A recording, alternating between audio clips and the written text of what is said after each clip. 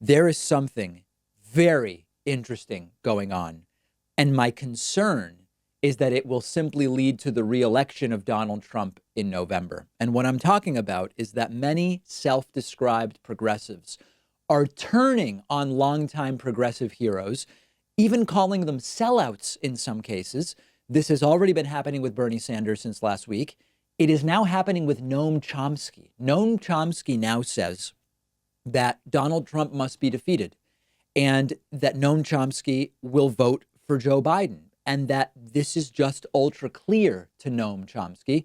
And Chomsky even went as far as to liken the never Biden people to the enablers of Nazis from the 1930s, referring to communists who refused to ally with social democrats against Nazis in Germany.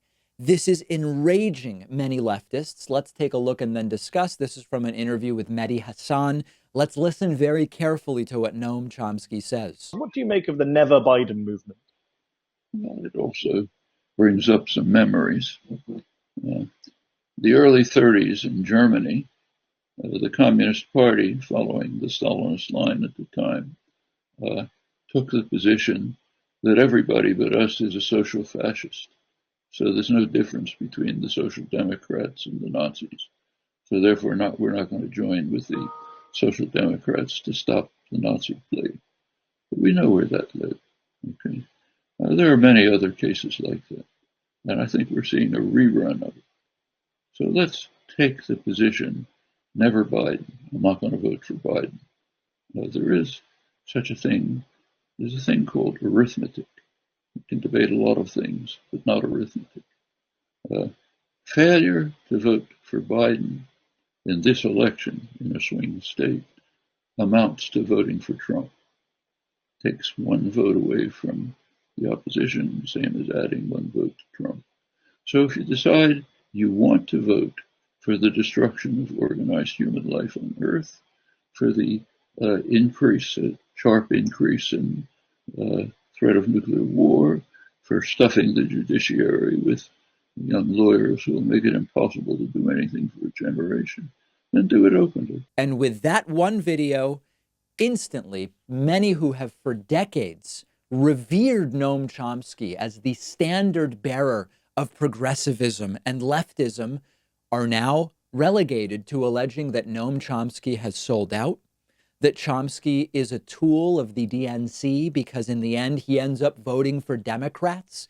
And a ton of leftists are throwing Noam Chomsky's perspective in the trash. And we're seeing something similar with Bernie himself, because remember, as soon as Bernie said 2 weeks ago and then last week, first Bernie said, I'm out.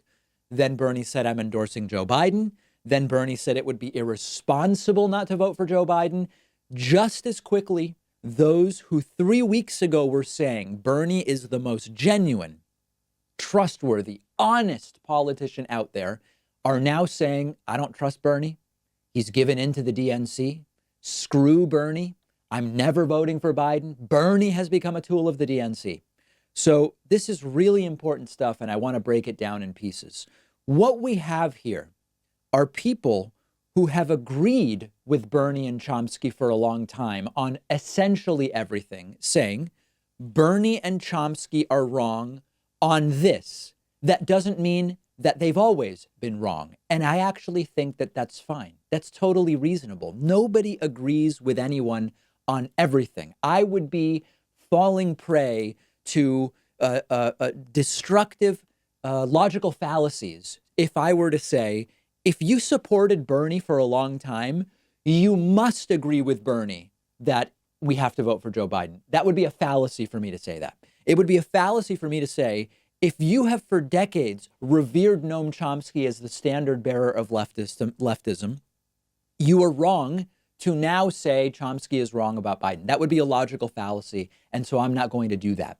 But there is a difference between sort of agreeing and disagreeing on individual issues versus believing that someone has at a fundamental level sold out because of their approach to an election. And what I mean by that is, maybe you agree with Bernie on healthcare and you disagree with Bernie about free college.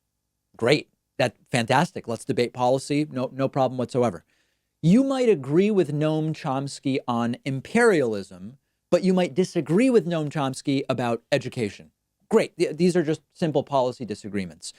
But that's not what's going on now, and that's what scares me. Because if you agree with Bernie on issue A and you disagree with Bernie on issue B, many of Bernie's followers like him because they see him as a genuine, principled, trustworthy, and honest elected official in contrast to much of what is out there.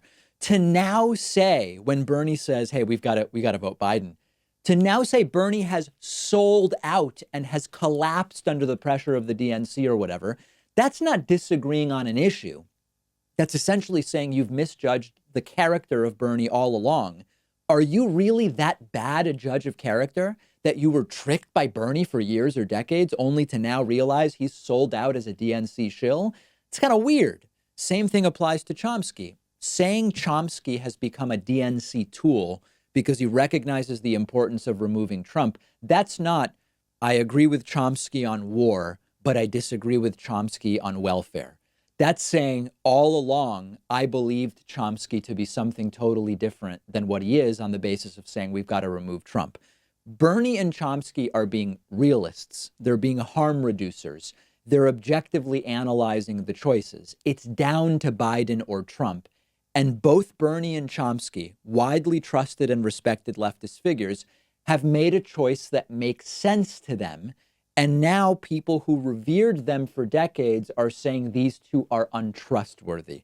So either you've been terrible judges of character about these two all along, or maybe they're still the same people you believe them to be. And as such, they're simply correct that the best move is to defeat Trump by voting Biden. For me, it's clear. Let's come together and remove Trump. I'm ready on Twitter. Let me know where you disagree. I'm D. Pakman on Twitter.